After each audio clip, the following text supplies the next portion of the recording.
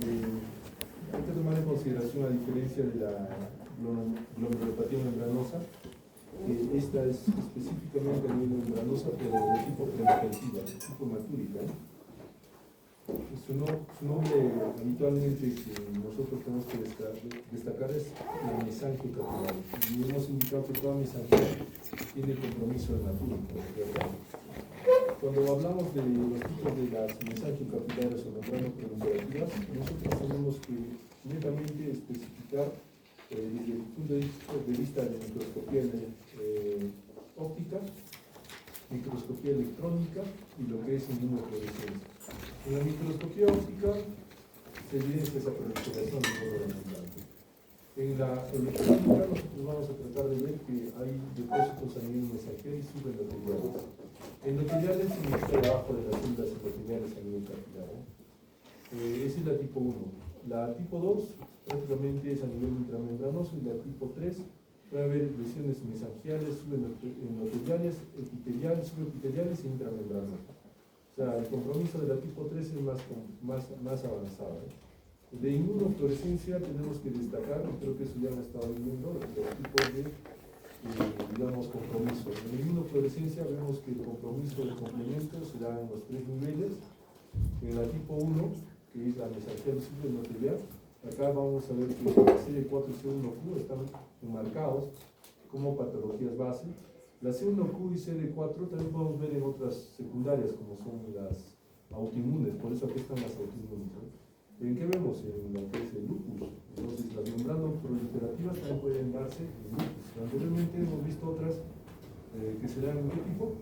Las extracapilares, ¿no es cierto? Y las extracapilares teníamos la de tipo 2, que estaban en lupus y que las crioglobulemias. Entonces, como el lupus estarán observando que tiene diferente comportamiento a nivel de lo que son las glomerulopatías, y acá la tipo 1 es característicamente una de ellas.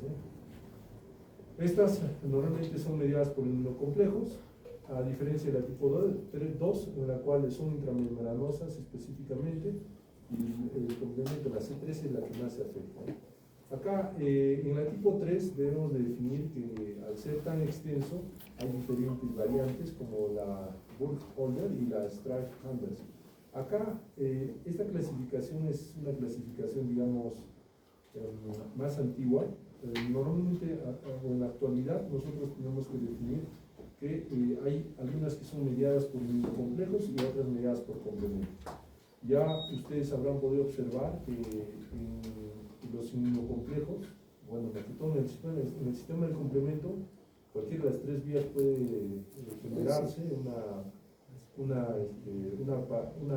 un desequilibrio, pero cuando nosotros hablamos de las membranas proliferativas por inmunocomplejos, tenemos a la cabeza lo que es los más frecuentes, por hepatitis C, crioglobulinemia mixta. Estas se comportan más como enfermedades crónicas, subagudas, agresivas, y si ustedes se toman en consideración, hay un componente infeccioso también, y el autoinmune, como les decía. Entonces, inmunocomplejos pues es un elemento que nosotros debemos definir, como siempre he dicho, esa unión entre antígeno y anticuerpo, que va a tener una repercusión a nivel glomerular. Podrán ustedes observar, como lo que hemos visto en las figuras de las glomerulonefritis infecciosas, o las postestreptocócicas, que podemos tener inmunocomplejos a nivel mesangial, a nivel ¿qué? Subepitelial y a nivel subendotelial. Entonces, en esta glomerulonefritis membrana proliferativa por inmunocomplejos, siempre nosotros tenemos que hacernos estas preguntas. ¿Hay inmunocomplejos circulantes? Sí hay. Los tamaños son grandes y medianos. Los depósitos de inmunocomplejos, sí, normalmente es en mesangia y subendotelio. ¿Y de qué están formados estos inmunocomplejos? Asociados a la inmunoglobulina G, C3 y C4. ¿Se activa el complemento? Sí. ¿Hay una hipocomplementemia? Sí, también. Las C3 y C4 están bajas. O sea, prácticamente la vía clásica es la que se altera. Ahora, en hepatitis C podrán observar ustedes pues, que acá hay un componente, digamos, desde el punto de vista microscópico. Primeramente debe haber una relación. Hemos dicho que el glomérulo en relación a lo que es todo lo que es el componente frente a la cápsula de Bowman debe ser una relación de 70-30, 70 de la parte glomerular y 30 de la cápsula de Bowman. Acá no se delimita, pero se podrá observar que hay una abundante expansión, lo cual nos refiere que hay una proliferación. Asimismo, cuando nosotros vemos abundantes células, podemos decir que hay una proliferación. Acá vemos, por ejemplo, hay una zona capilar y acá hay otra zona capilar. Más o menos acá cuántas células o núcleos vemos acá, que probablemente sean células mesangiales, 1, 2, 3, 4, 5, hasta 6. Entonces, eso nos va a definir a nosotros que hay una proliferación a nivel mesangial, ¿ya? En inmunofluorescencia, pues, lo único que nosotros tenemos que definir es que cuando se aplica, pues, estos componentes a la tinción por inmunofluorescencia, simplemente nos da luz, esta luz verde, lo cual nos refiere, pues, que hay un componente de depósitos, ¿eh? En endocarditis, miren cómo se configura este glomérulo. Igual, ya no hay, digamos, un espacio de Bowman propiamente dicho, ¿eh? Significa que hay una expansión a nivel mesangial con una proliferación celular. En algunos casos, como en este, por ejemplo, podrán observar que la membrana basal prácticamente está un poco más engrosada. ¿Ok?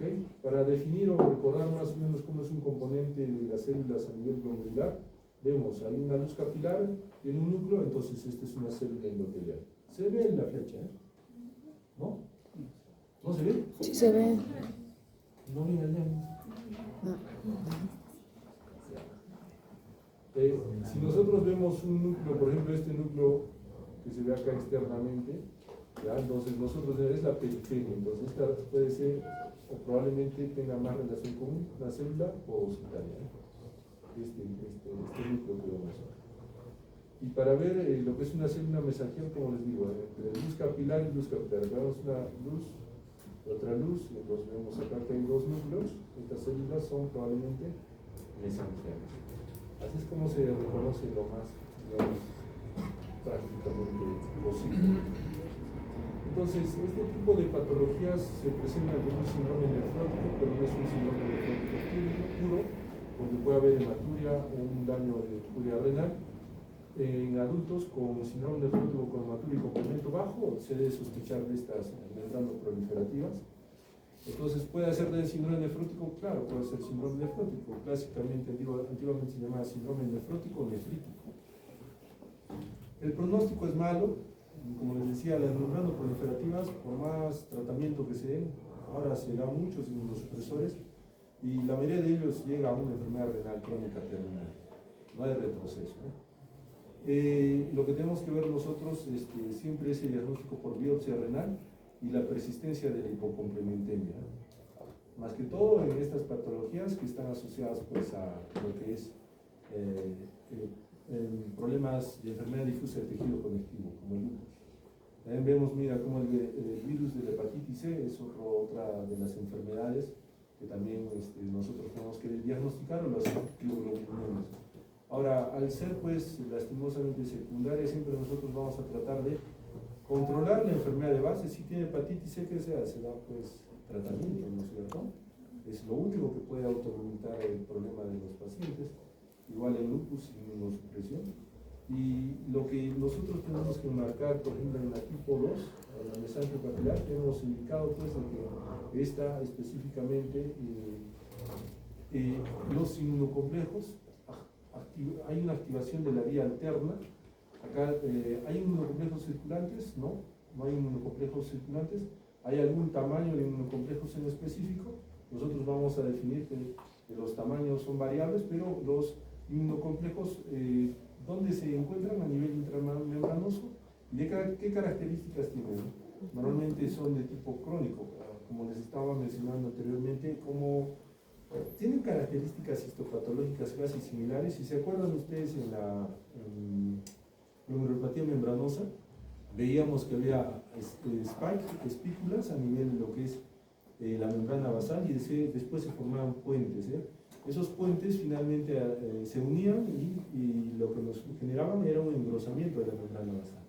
Entonces acá nosotros también podemos ver, pues, que estos depósitos intramembranosos crónicamente se van a representar por ese engrosamiento. Acá, ¿ven? En la figura inferior hay un engrosamiento y de esos depósitos de inmunocomplejos pues van a estar ahí formando como el tipo membranoso, como la neuropatía membranosa, pero tomar en consideración que acá ya se va a observar pues ese componente inflamatorio, ese componente de división celular, ¿no es cierto? Por eso es llamado proliferativo.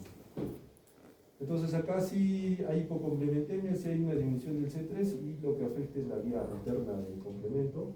Las enfermedades normalmente que se asocian a la mesangia capilar tipo 1 son lo que es la lipodistrofia parcial y las anemias hemolíticas. Acá vamos a ver al síndrome urémico hemolítico atípico, que es la que genera esta mesangia capilar.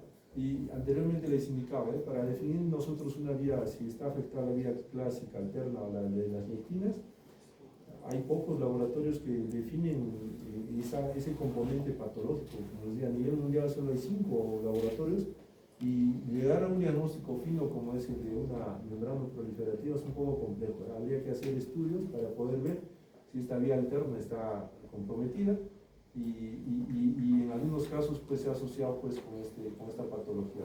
O sea, a veces se ha tenido que ver que la vía alterna esté alterada para pensar recién que sea un síndrome urémico hemolítico atípico. Entonces el pronóstico también es malo, siempre llegan a una crónica terminal y normalmente recidivan en trasplante. Como les decía, el trasplante en algunas neuropatías lastimosamente se vuelve a presentar, así como mató el riñón nativo, también puede matar o lesionar o finalmente esclerosar lo que es el riñón trasplantado. Entonces, este componente pues, que afecta ha indicado que estas glomerulopatías tienen un componente pues, sistémico, porque si solamente fuera inmunitario a nivel renal, pues ya perdió esos riñones, ¿no es cierto? No habría por qué lesionar el riñón trasplantado. Pero al ser un desequilibrio, por ejemplo, como en este caso, alteración de la vía interna, pues va a persistir esta alteración y finalmente pues va a terminar de dañar lo que es el riñón trasplantado. Fíjense en microscopía electrónica cómo la membrana toma característicamente este engrosamiento y este engrosamiento pues asociado a esos depósitos. Con la gran diferencia que en la membrana proliferativa es de tipo, ¿qué hemos dicho? Nefrítico. Eso que tiene un componente nefrítico.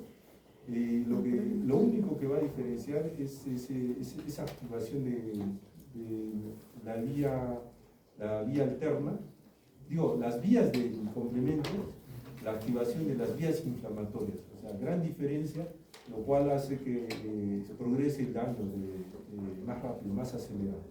Entonces, nosotros cuando tengamos que diferenciar lo que son las neuropatías, microscopía óptica, microscopía electrónica, inmunofluorescencia, básicamente, los tres, para poder definir nosotros, y en todo esto pues también ver el tema del complemento, cómo es que el sistema del complemento está afectado, y nosotros tenemos que relacionar también dentro de todos los estudios de microscopía la relación que tiene pues el depósito de inmunocomplejos, si son supraendoteliales o subepiteliales, si hay una proliferación extracapilar, ¿no es cierto?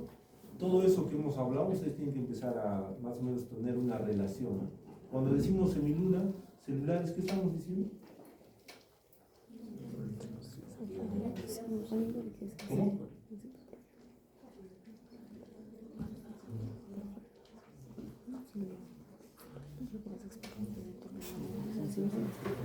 ¿Qué eran las semilunas celulares?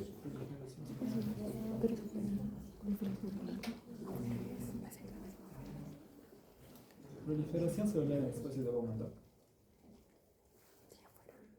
No, proliferación celular. Claro, es como que observándolo ves, pero ¿de dónde nace? Pues? De las células epiteliales parietales.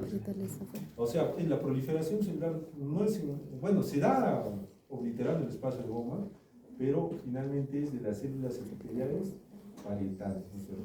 Las células de la cápsula de Bowman. Ahí es donde proliferan y generan semilunas celulares. Cuando vemos nosotros semilunas celulares, podemos indicar que hay un componente proinflamatorio activo, agudo. Pero cuando ya vemos nosotros semilunas Esclerosadas ya significa que es un componente crónico. ¿Por qué? Porque ya no van a ser células en proliferación, sino van a ser células muertas. ¿Ok?